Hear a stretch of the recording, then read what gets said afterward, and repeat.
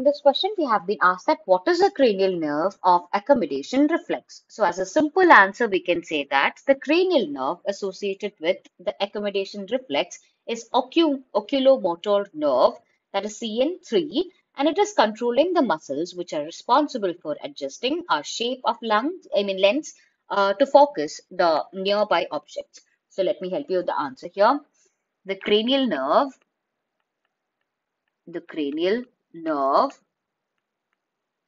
associated with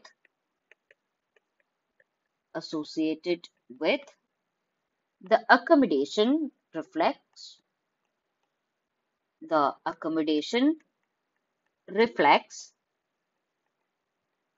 is the oculomotor